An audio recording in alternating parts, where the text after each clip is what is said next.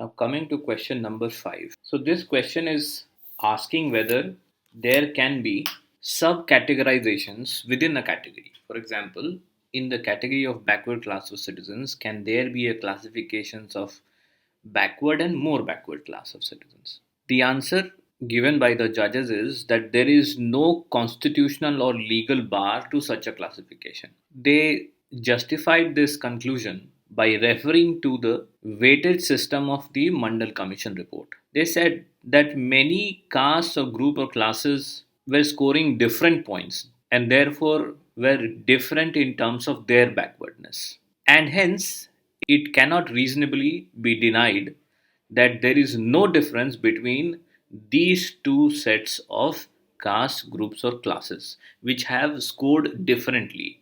Now, they have also given one example between a goldsmith and a vaddes. Now, vaddes are stone cutters in Andhra Pradesh.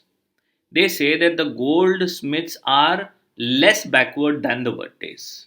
Now, if both of them are grouped together and reservation is provided, then according to the code, the inevitable result would be that the goldsmith would take away all the reserved seats because they are more advanced than the vaddes. Therefore, in such a situation, it is advisable to make categorization even among the backward category of citizens as more backward and backward. But is it challengeable?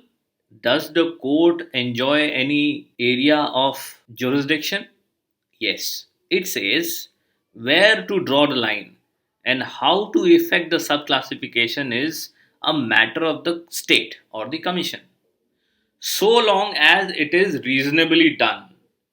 If such a classification is unreasonable, the courts will intervene. Now we come to question number 6. So, question number 6 is divided into main parts. Now, the first question is the rule of 50% of Balaji, is it a binding rule or it is just a rule of caution? Second question, does the rule of 50% apply to all types of reservations? It means reservation proper and concessions, relaxations, and privileges, etc. Further, if the rule of 50% is applied, does the state has to take into consideration the number of seats notified in a particular year or the total strength of the office for which the seats are notified, so the cadre? Next question is, was Devadasan correctly decided? So the carry forward rule is under the challenge in the part D. Now we know that in Balaji it was stated that 15.4 is an exception to 15.1. Therefore, they had come to a position that 50% has to be a rule. Thereby, it is said, but if a provision which is in the nature of an exception completely excludes the rest of the society, that clearly is outside the scope of 15.4, because by giving a more percentage to reserved seats will then infringe the fundamental rights of the citizens constituting the rest of the society. And it further held in Balaji that that is the reason why it should be less than 50%. Now, how Indra Sani has come to the same percentage but with a different reasoning, because no longer 15.4 or 16.4 is an exception to 15 or 16, which has been already held in this judgment and in Thomas also. So how do you come to the 50% value which is given in Balaji? Here the court is differentiating on two different terms. 16.4 specifically talks about adequate representation, and the court differentiated it with proportionate representation. Now, if it is a proportionate representation, then what would mean that the number of seats fixed will be in proportion to the population of backward class. So, if the backward class population is more than 60% or more than 50%, then the seats fixed will be more than 50%. So, that is why they are not accepting proportionate representation. They said that proportional representation is provided in under Article 330 and 332, that is for the seats which are to be fixed in Lok Sabha and legislatures of the state for the favor of scheduled tribes and scheduled castes.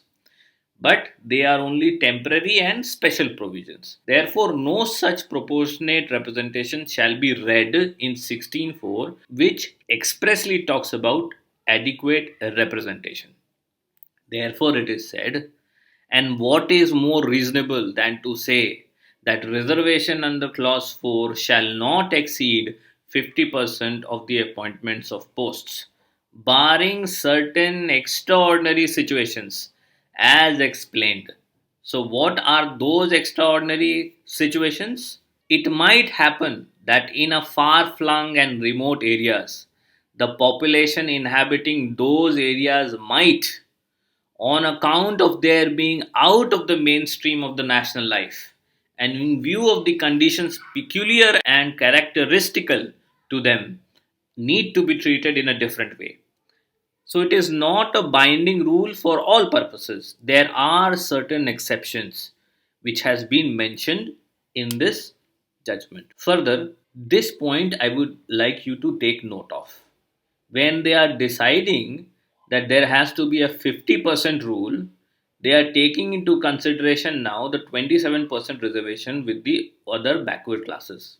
That is why they say, together with the reservation in favor of SCs and STs, it comes to a total of 49.5%, which is below 50%. So 27% is the reservation of OBCs and the rest 22.5 for SCs and STs. That is why you come to the figure of 50, less than 50%. One more statement which is referred to is of Dr. B.R. Ambedkar. He in the debate said that reservation has to be confined to a minority of seats. So if it is more than 50%, that it becomes majority of seats. That is why less than 50% is minority of seats. One clarification is also given in paragraph 811 where it says that the reservation under 16.4 do not operate like a communal reservation. What is communal reservation? That if the seats are fixed for a particular category, even if he is meritorious, he will not be getting admitted or getting selected in other category, that is the open category. If that is the case, then the reservation is communal, but we don't have that case in the selection mode or in the admission mode, because they will be treated as open candidates. Those who are meritorious within the scheduled caste or scheduled tribe or OBCs, who are way above the merit of their own and equating with the merit of the open category, they will be treated as open category candidates. And 50% rule is provided under which provision? Is it applicable to 15 also or only to 16? Now here it says that the rule of 50% applies only to reservations in favor of backward classes made under 16.4. So here it is not talking about Article 15. It is only talking about Article 16, and that too 16.4. Why not 16.1? Here is the clarification. The court said that there are two types of reservations. Number one is vertical reservation and number two is horizontal reservations. So the reservations in favor of SCs and STs and OBCs are vertical reservations. And if any other classification is made for which a reservation is provided, that will be for other category of citizens. That is, one example is physically handicapped. Now that classification comes within 16.1. Now if 16.1 also provides a policy of reservation, then that will cut across the vertical reservations given to SCs and STs and OBCs. How it will cut across? For example, there is a reservation of 5% of PH candidates, and 5 people selected are from one from SC, one from ST, one from OBC, and 2 from open category. So those 5 will be adjusted among each of their own categories, and therefore the total extent of reservation will not be more than what is prescribed. Therefore, it says that horizontal reservations cut across the vertical reservations, what is called as interlocking reservations. Even after providing for the horizontal reservations, the percentage of reservations in favor of backward class of citizens remains and should remain the same. One additional point. So, when the EWS amendment was made, it was said that there the 50% rule only applies to 16.4, but there was no 16.6 at that time. It means the judgment was not talking about reservations only for the purpose of 16.4, but reservations which are vertical. And if EWS was treated as a horizontal reservation, then no rule of 50% would have been breached. That is my argument in favor and against the EWS categorization. One further clarification that the 50% rule only applies to reservation proper and it does not apply to exemption, concessions, or relaxations. Now, the next issue is whether the 50% rule is applicable on year to year basis or on the basis of cadre. Now, there is an explanation which says if cadre is taken as a basis, then for example, if there are 100 seats and 50% of the seats have to be filled from reserved categories, if we take that the annual selection only has 10 seats each, then you will take 5 years to fill that 50% reservation. Now, for 5 years, the open category candidates will not be able to file their applications for those posts. So that will be an infringement of equality of opportunity for those open category candidates. That is why it is said if the entire service cadre is taken as a unit and the backlog is sought to be made up, then the open competition channel has to be choked altogether for a number of years until the number of members of all backward classes reaches 50 in my example and 500 in this example, till the quota meant for each of them is filled up. This may take quite a number of years because the number of vacancies arising each year are not many. Therefore, they hold that for above reason, for the purpose of applying the rule of 50%, a year should be taken as a unit and not the entire strength of the cadre. The next question is the last of this main issue is was Devadasan correctly decided? So Devadasan overruled the carry forward rule because it was infringing the 50% rule of Balaji. But in this case, it is overruling the decisions because, according to the opinion of the judges, that on its own reasoning, the decision, in so far as it is strike downs the rule, is not sustainable. Why? They came out with a mathematics. They said that there will be incidences where the carry forward rule will not breach the 50% rule of Balaji. Now they give an example of where there is a notification of 100 seats each year and 9 seats are reserved in a particular year, and if 9 seats are not filled they are carried forward in the next year. So they are taking the example of 3 years. So if in 3 years all the seats are not filled, then the total carried forward seats will be 36 in the third year. Therefore, it would still be below 50%. Now, if carry forward rule is applied in 3 years and still the rule is not violated, then it was wrong to completely hold the carrying forward rule as invalid. And they also refer to judgment by Justice Krishna Iyer in the Karamchari Sangh case. I have mentioned in brief the Karamchari Sangh case. It relates to reservation in promotions. So it was challenging the Rangachari judgment. Now what happened in this case, I will tell you in just few minutes when we discuss the next issue. But important here is to refer to the judgment by Krishna Iyer. He says that Devadasan went into actuals and not the hypotheticals. So the fact was that in Devadasan, the carry forward rule resulted in more than 50% of reserved seats in a particular year. and that notification was challenged. So the court did not only hold the notification invalid but also the carry forward rule as invalid.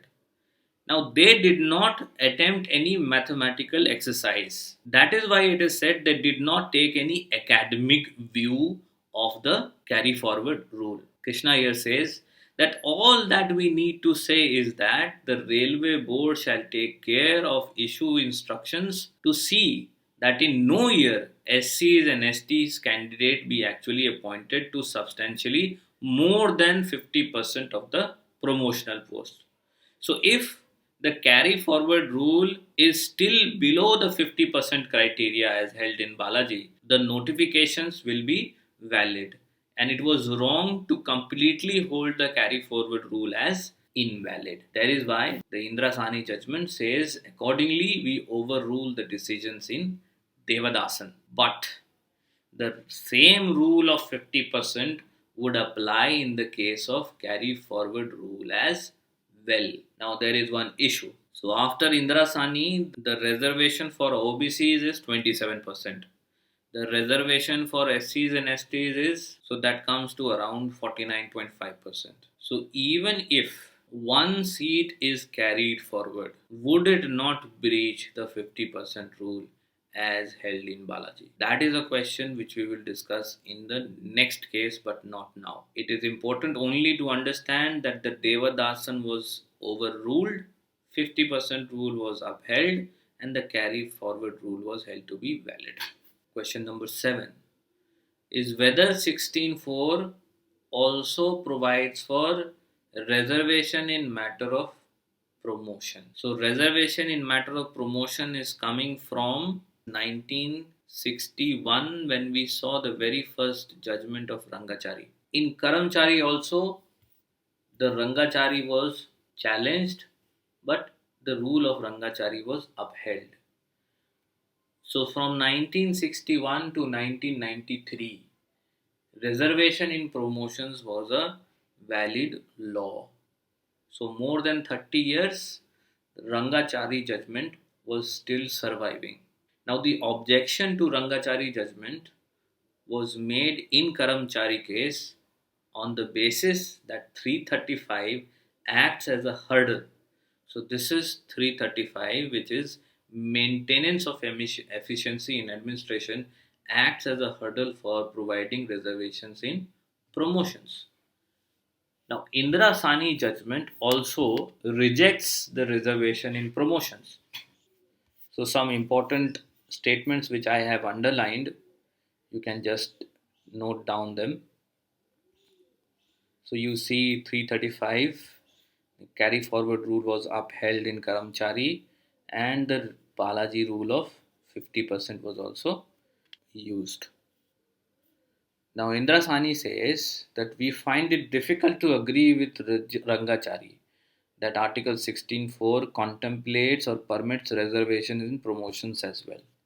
Now, in Rangachari, what happened? The term appointment was taken to its broader sense of interpretation, meaning recruitment and promotion as well. So it is said that it is true that the expression appointment takes in appointment by direct recruitment and appointment by promotion and appointment by transfer. But this question has not to be answered on reading 16.4 alone, but on a combined reading of Article 16.4 and 335. So the major of the objection to the rule of reservation in promotions was the presence of Article 335. Now, some arguments are presented by the judges while rejecting the reservation in promotion. It says that while it is certainly just to say that a handicap should be given to backward class of citizens at the stage of initial appointment, it would be a serious and unacceptable inroad into the rule of equality of opportunity to say that such a handicap should be provided at every stage of promotion throughout their career. This would mean creation of a permanent separate category apart from the mainstream, a vertical division in the administrative apparatus. There will be no will to work, compete, and excel among them. Whether they work or not, they tend to think their promotion is assured. This in turn would generate a feeling of despondence, heartburning among open competition members. Also, that members of backward class on a fast track would necessarily result in leapfrogging, jumping, and then the deleterious effects of leapfrogging needs no illustrations in our hand. It says that it is true that Ranjachari has been the law for more than 30 years and that attempts to reopen the issues were repelled in Karamchari Sangh. But taking into consideration all circumstances, we direct our decision on this question shall operate only prospectively and shall not affect promotions already made, whether on a temporary or a permanent basis. So they are prospectively overruling the reservation in promotions in this particular case. So this is also an important part which you can just go through. It does not require any explanation. So they are saying that in reservation in matters of promotion, relaxations are also invalid. Now relaxations are provided in Thomas case and in Karamchari case. So no longer in matters of promotion, relaxations will be provided. Now question number 8, whether reservations are anti-meritorian. So I would tell you that in the opinion of judges, they have not come to a straightforward answer to this. But in many of their statements, they have kind of referred to that it is actually anti meritarian. But they have not said this expressly. Now, question number 9, 10, and 11. Now, whether there can be a judicial review on the matters of reservation, I have told you many features that whenever there is a subjective satisfaction, in order to find the adequacy of representation, it has to be based on materials.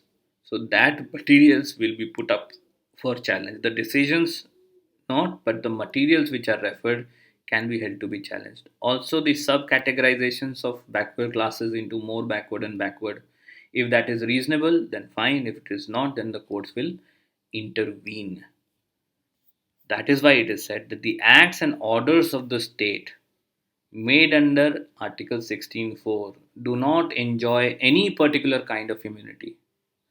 The political executive, drawn as it is from the people and represent as it does the majority will of the people, is presumed to know the conditions and needs of the people, and hence its judgment in matters within its judgment and discretion will be entitled to due weight.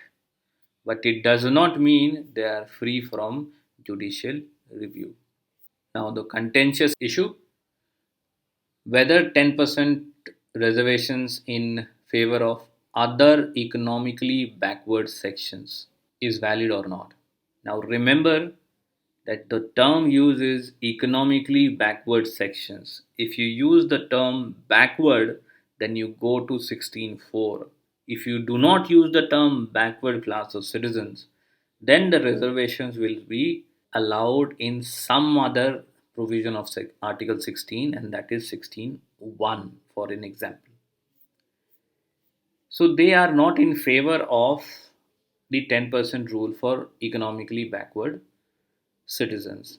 Main argument I am repeating it is because economically backward citizens are not treated as socially backward in this particular judgment. So they say even if you are providing economically backward citizens reservation of 10%, it cannot be done to under 16.4. If at all, it is relatable to clause 1. Even so, we find it difficult to sustain the 10% reservations because if somebody is holding property will not be able to compete in these 10% seats, and therefore there is a discrimination only upon holding of property, and that is invalid. It says reservation of 10% of vacancies among open candidates on the basis of income property holding means exclusion of those above the demarcating line from those 10% seats. It says it may not be permissible to debar a citizen from being considered to appointment only on the basis of income or property holding. So that is a discrimination not which is not valid. One argument of Dr. Rajiv Dhawan is presented here, that Article 15.4 as a provision envisaging programs of positive action and Article 16.4 as a provision warranting programs of positive discrimination. So Rajiv Dhawan was saying that 15.4 positive action can be undertaken, but 16.4 positive discrimination can be undertaken. But the court did not accept this. So positive actions will mean concessions, relaxations, and positive discrimination would mean fixing of seats. This was the argument of Rajiv Dhawan. But even if in positive action, if we take with some, if some concessions, relaxations are provided, it is actually discrimination among the citizens. Therefore, it says, if so, it would not be correct to confine Article 15.4 to programs of positive action. Article 15.4 is wider than Article 16.4 inasmuch as several kinds of positive actions can also be evolved and implemented under to improve the conditions of SCBCs, SCs, and STs, where Article 16 speaks only of one type of remedial measure, which is namely reservation of appointments. Indeed, even programs of positive action may sometimes involve a degree of discrimination.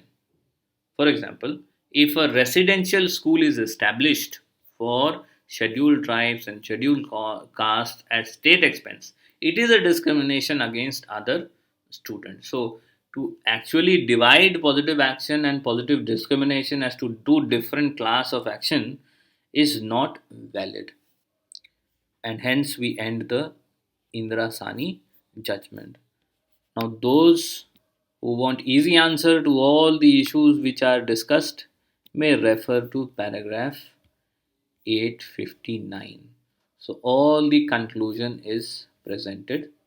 So, I'll be taking questions in the Google Classroom. And then we will start with not with Ashok Kumar Thakur but with M. Nagaraj case.